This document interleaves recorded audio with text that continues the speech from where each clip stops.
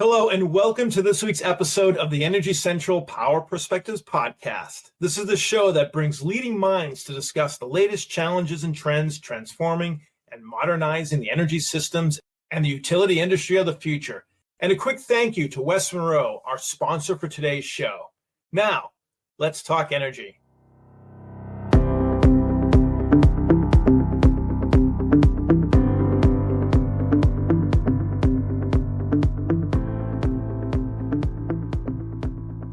I'm your host, Jason Price, Energy Central podcast host and director with West Monroe, coming to you from New York City. With me, as always, from Orlando, Florida, is Energy Central producer and community manager, Matt Chester. Matt, today we're looking at the role of the utility in the electric vehicle transformation. In particular, we are going up to the state of Michigan, home of America's auto industry, to hear what Consumers Energy, a major power producer and distributor of energy, is doing to prepare the grid for this transformation. What is interesting is that Consumers has pledged to support 1 million EVs on the road by the end of the decade. Matt, would you like to set the stage for us on the size of this market? Happy to, Jason. So while the Michigan statewide goal is to have 2 million EVs on the road by 2030, within their service area, Consumers Energy has about 3 to 4 million cars. And as you stated, they're pledging to power 1 million EVs by the end of the decade. Roughly, that translates to 120,000 EVs to be sold each year for 8 years straight within their service area. That's about 340 cars per day across the state. So we take pause at these daunting numbers, right? Yeah, those are big numbers. So while demand grows, all these vehicles need to be powered. The big utilities in Michigan, that's Consumers Energy and DTE, must meet much of this demand. We're lucky to have with us today an insider at Consumers Energy leading the EV transformation. She has helped mastermind the EV programs for customers in the last couple of years, providing rebates for chargers at homes, businesses, and along busy roads, plus providing hands-on service for businesses that plan to electrify their vehicle fleets. All of this helps meet the ambitious goal of powering 1 million EVs by end of the decade. With us from Consumers Energy is Lauren Youngdahl Snyder, Vice President of Customer Experience. Youngdahl Snyder's family actually has deep ties to Consumers Energy. Her grandfather was an executive vice president for the company.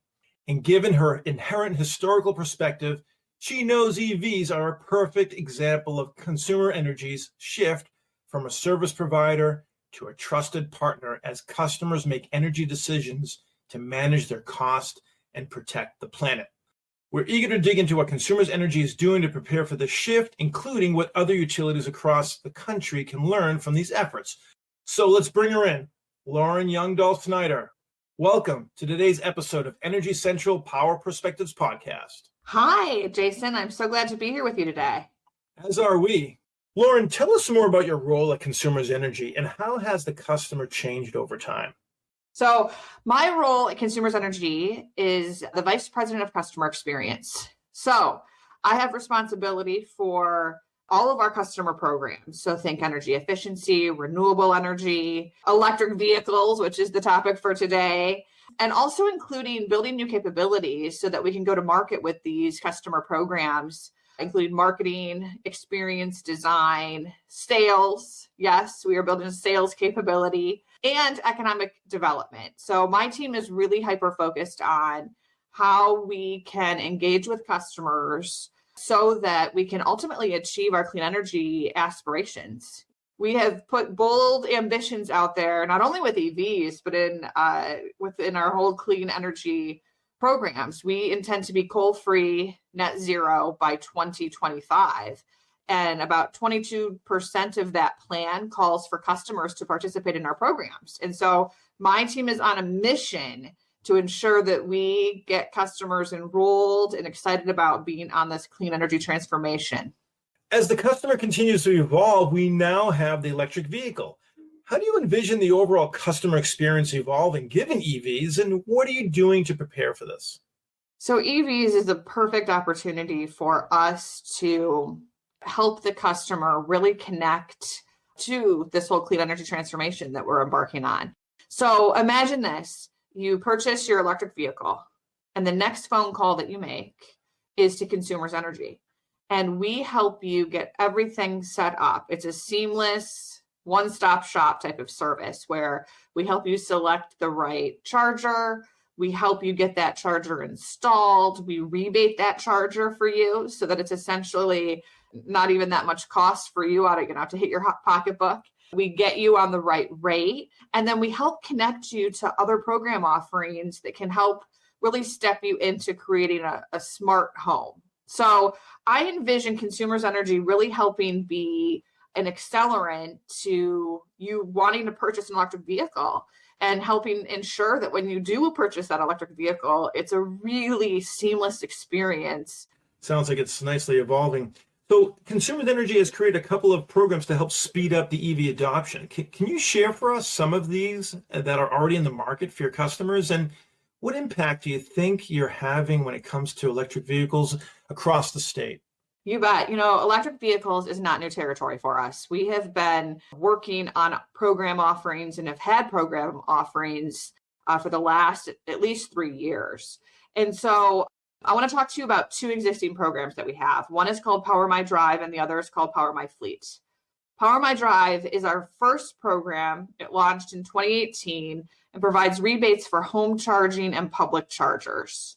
So imagine this, you are one of the early adopters and you've got your EV and you've installed your charger. We will help you offset much of that cost of the charger through our rebates. And to date, we've awarded over 1,500 rebates. And it's not just residential, right? Public chargers too. So think about the state of Michigan. We worked really closely with Michigan State University and the state to really try and understand where across our territory we would expect to see adoption happen faster than other parts, and where in the corridors, the highway corridors, we would want to have the proper infrastructure ready to support our customers traveling across the state. And so we've been very deliberate about ensuring that we have level 2 chargers and DC fast chargers set up in those locations so that today, if you are in the state of Michigan, you can drive from Bronson, Michigan. So if you had your hand up, right, typical Michigander, hand up, that's a very southern part of our state, all the way up to Mackinac City, which is at the very northern tip. You can travel knowing that there are charging stations along the way that we have made sure are there so that you can confidently hit the road and not worry about range anxiety. So that's Power My Drive. Power My Fleet launched last year. And this is all around helping ensure that businesses who have fleets, and it could be you've got 2 delivery vans or you've got a whole host of vehicles, really helping them determine what and how to electrify, in addition to helping provide rebates for those charging stations. And this program is going gangbusters. We anticipated having around maybe 25 companies raise their hand and say, we want to work with you to help understand. It's essentially, we're offering like a concierge service. We surpassed that like 3 weeks into the program, and we have a wait list now of up to 50 different companies, and it's growing every day. And so, we always say like, our EV is going to come to real fruition. Like, is the time now? I think this is another signpost that tells us confidently that, oh yeah, it's not if, it's when. It's great to learn about the accelerated adoption going on across the state. So Lauren, whenever we have guests on, we always ask the question about the equitable aspects of the programs that are being unfolded. So can you share with us how are these programs being equitable for people across the state?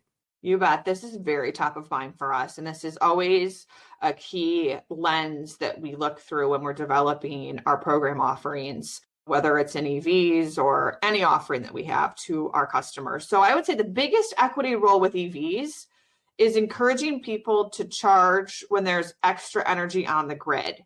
That is the off-peak hours at night or on the weekends. When people charge off-peak, it adds usage to the grid without requiring big cost investments because the extra energy is already available. So that means benefits without costs, which puts downward pressure on every utility customer's bill, whether they own an EV or not. And I think that's a really important message that everyone needs to hear, is that this really is an opportunity to really lower downward pressure on, or put downward pressure on utility bills, like the bill that you get. So it's not just if you own an EV, you're the beneficiary of the rates.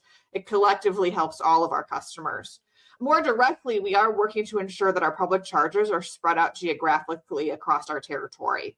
It's not just a first come, first serve. We want to make sure that anyone has access to a public charger if they need it. And our fleet program supports public transit fleets. So think city buses, think smaller transport vehicles, think school buses. In this way, all customers can benefit from vehicle electrification, even if they don't personally own an EV.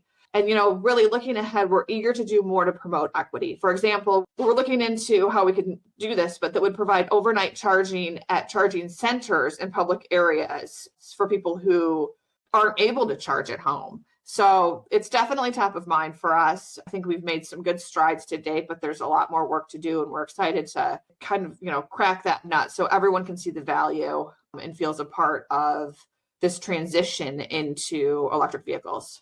Yes, this is certainly a challenge across the country. Tell us now, how are these programs progressing? And in general, what can be done? And what can Governor Whitmer and the regulators in your state do more or less of to help hasten what you feel is necessary? I think that collectively as a state, we're doing all the right things.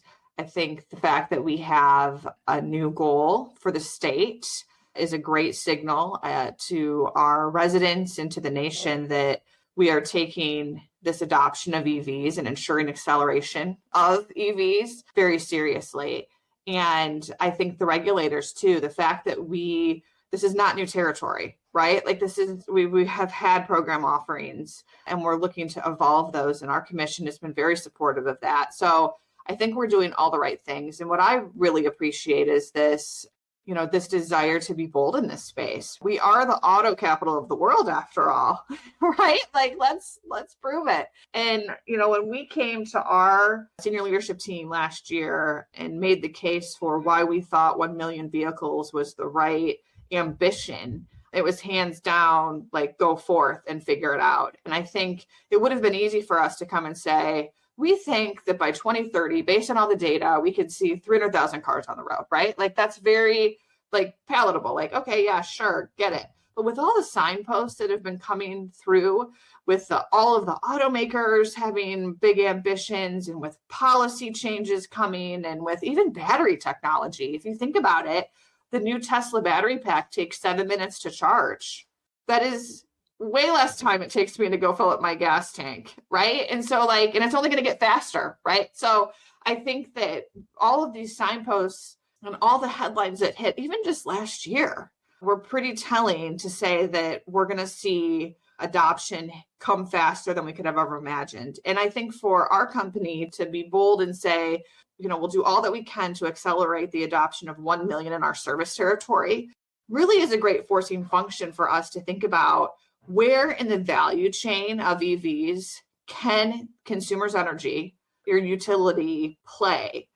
We do not want to be the constraint. And so, thinking of it through that approach of what has to be true to get 1 million is really forcing us to think about different program offerings. So this whole idea of what I think good looks like in the future of being your one-stop shop resource, I don't know if we would have thought of that if we weren't pushing ourselves to be really bold in this space. So I think that our governor and our regulators and the key stakeholders, the autos here in Michigan, we are really coming together in a collaborative way to make this EV adoption something that, we'll look back on and say, look at all the goodness that came from that. You mentioned constraints. I want to pull on that thread a little bit. One of the big concerns is that we always are being asked or being questioning about the grid itself. Is the grid ready for all this?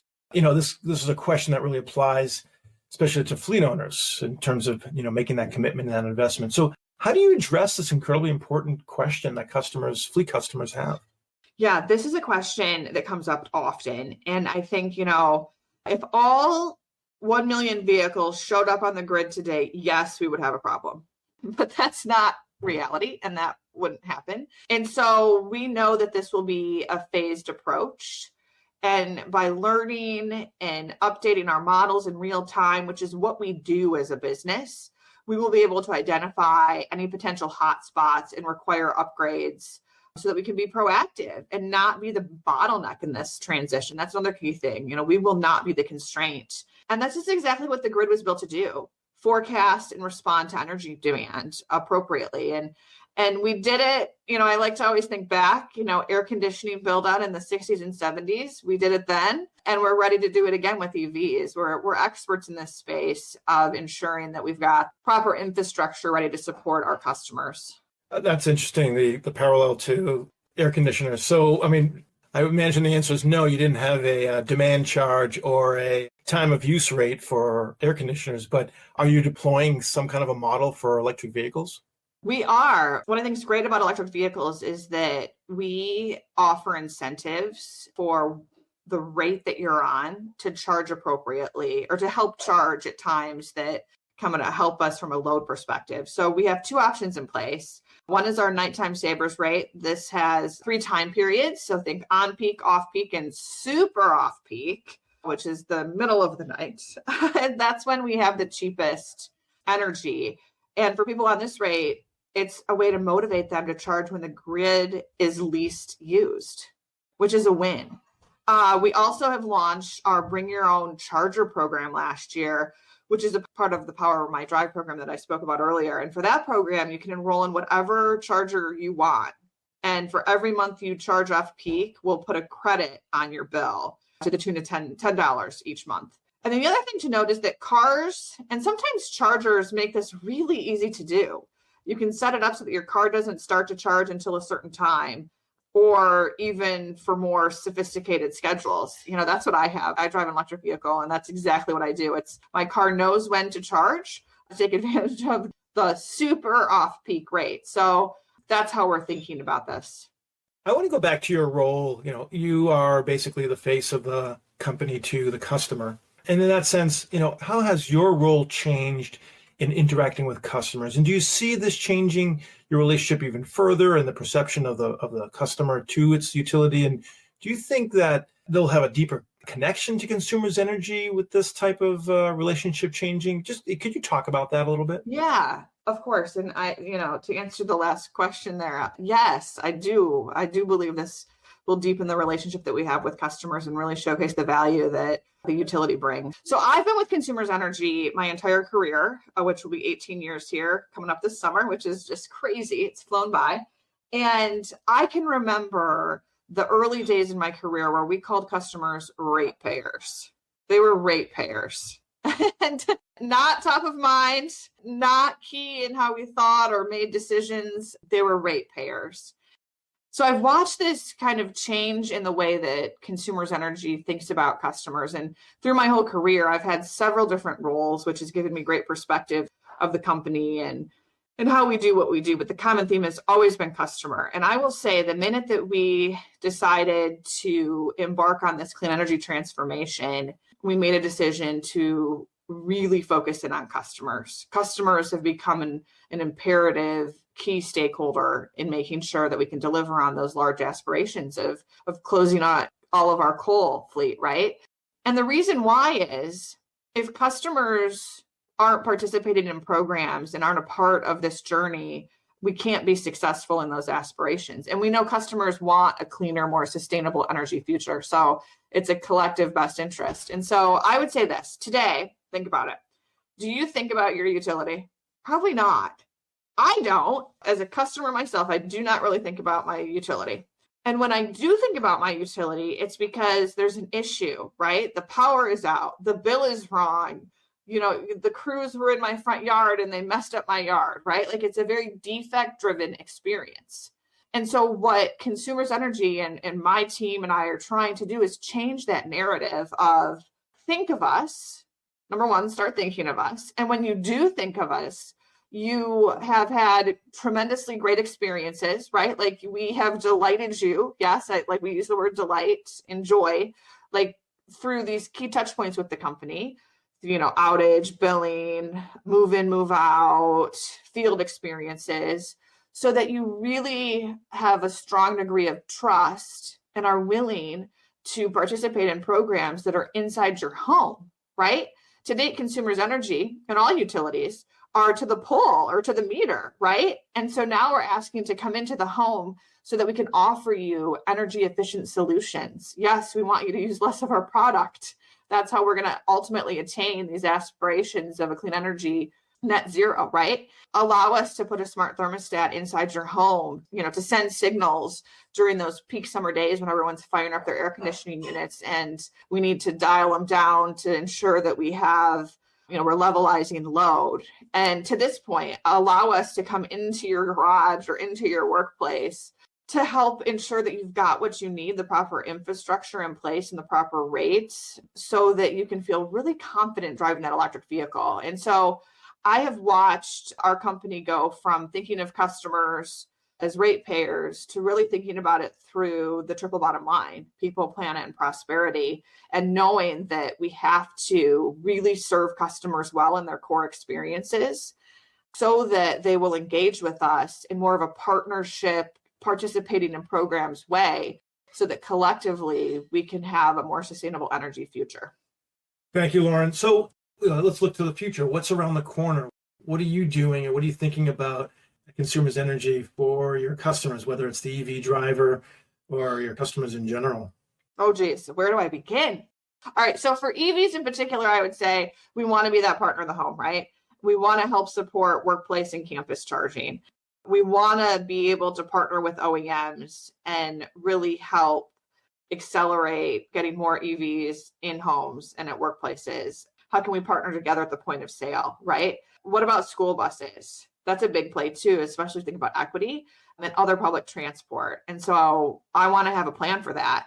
And commercial and light duty, continuing to accelerate that. And then, of course, our public charging infrastructure expansion. Those are kind of the key things on our mind of the areas that we feel we can add the most value from an EV standpoint. The other piece I would say is around renewables. Renewables is here and it's coming. And, we offer several different programs. So for residential customers, we have what we call our Solar Gardens program, which is community solar. You can sign up for certain blocks of energy and you receive a credit for the energy generated. And it's hugely successful. Like we have tremendous demand from that. To date, we've got around 96% subscribed from residential customers. We also have a low income play that went live in June of 2021.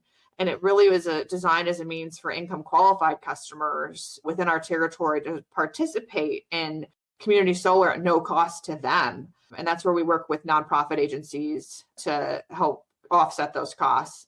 And then for, where we're seeing the greatest demand is coming from large C&I customers. And so we have a program offering today that, again, demand is outpacing supply. It's our large customer renewable program. And this allows customers to subscribe to wind or solar facilities, and they get a credit for the energy and capacity value of the resource. So we've got wind, we've got solar, and we have a lot of customers who are very interested in being a part of that. So we're thinking through too, like what else has to be true? What other offerings for both the residential and C&I perspective do we need to make sure we have? Because we want to be the first company you think of when you think about wanting renewables, right? We want to be your trusted advisor to do that in the first place you go to. And so we're working to ensure we've got offerings to meet your needs in that space. Energy efficiency is also really important to us. We've been in that business for over 13 years and we continue. I mean, that's from doing home energy assessments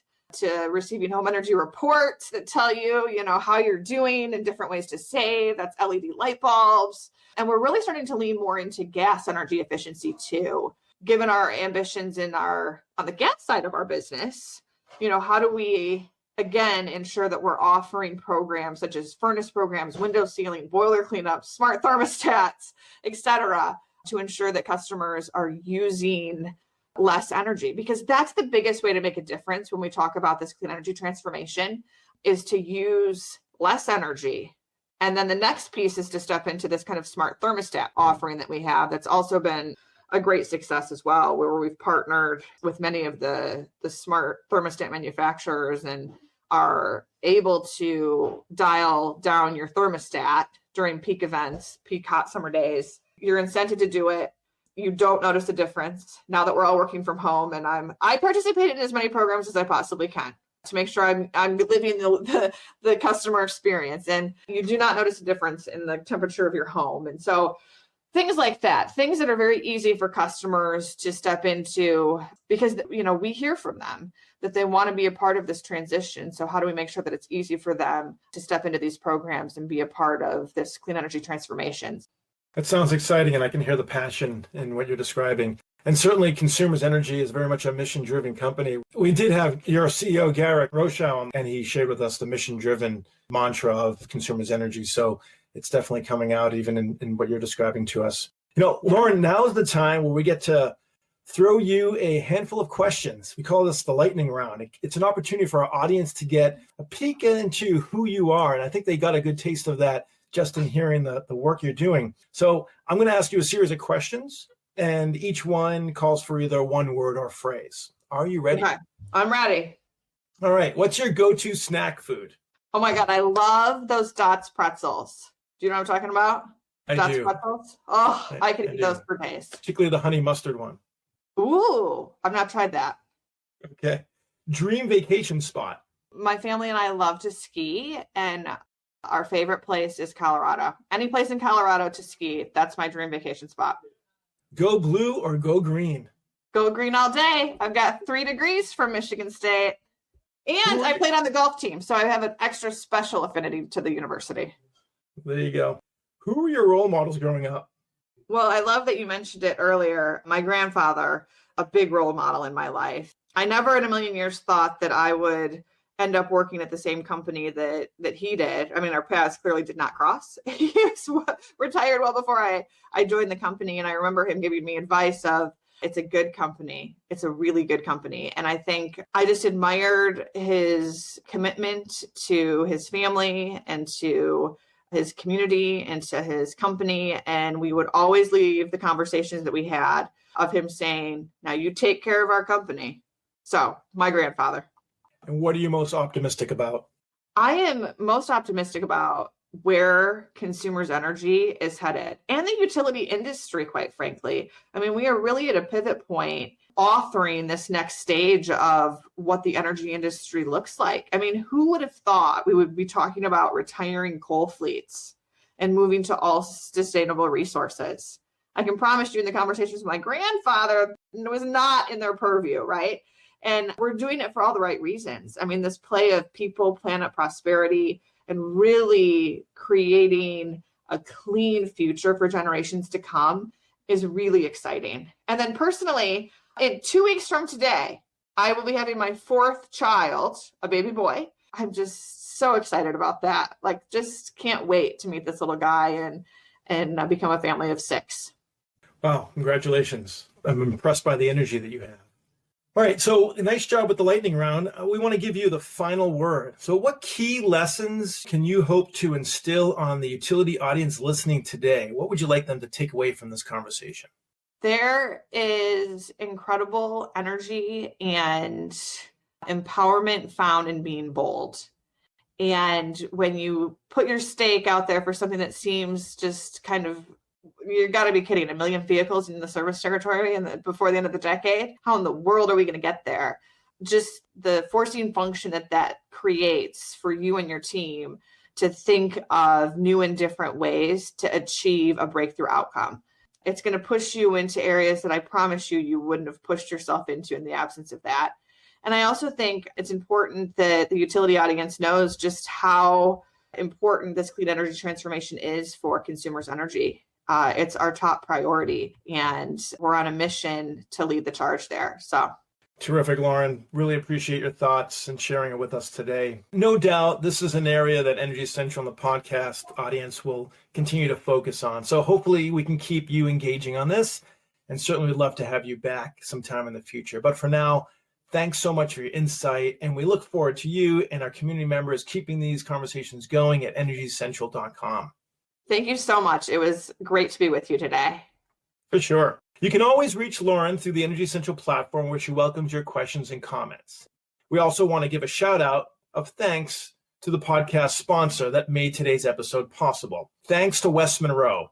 West Monroe works with the nation's largest electric, gas, and water utilities in their telecommunication, grid modernization, and digital and workforce transformations. West Monroe brings a multidisciplinary team that blends utility, operations, and technology expertise to address modernizing aging infrastructure, advisory on transportation electrification, ADMS deployments, data and analytics, and cybersecurity. And once again, I'm your host, Jason Price. Plug in and stay fully charged in the discussion by hopping into the community at energycentral.com. And we'll see you next time at the Energy Central Power Perspectives Podcast.